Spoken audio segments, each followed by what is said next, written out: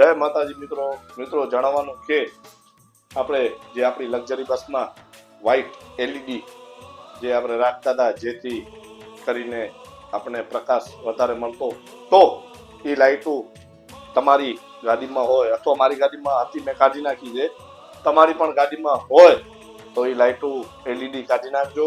કારણ એ લાઇટના હિસાબે વધારે એક્સિડન્ટ થતા આરટીઓ સરકાર કહેવાય ને ગુજરાત સરકાર તરફથી ગાંધીનગર તરફથી એવો ઓર્ડર મળ્યો છે કે એ લાઇટો કઢાવવામાં આવે. સાથે આપણા માલિકને તો કહેવાય ને કે પ્રોબ્લેમ થશે, પણ આપણને પણ આ પ્રોબ્લેમ થશે. પ્રોબ્લેમ એ છે કે આપણું લાયસન્સ આરટીઓ ધારશે તો કેન્સલ એટલે કે રદ 3 મહિના 6 મહિના 2 મહિના 5 મહિના જે પણ એને મજા આવશે એ કરી શકશે.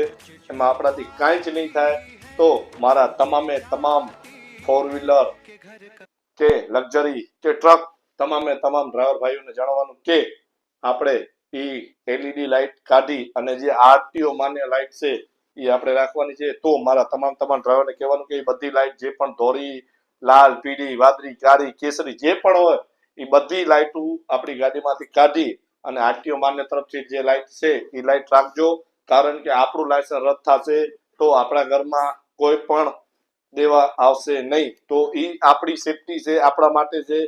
તો તમામ ડ્રાઈવર ભાઈઓને કહેવાનું કે લાઇટો બધી કાઢી અને જે આરટીઓ સરકારનો નિયમ છે એ પ્રમાણે આપણે આવશું. બસ આટલું કહી આપશો ને મારા જય માતાજી.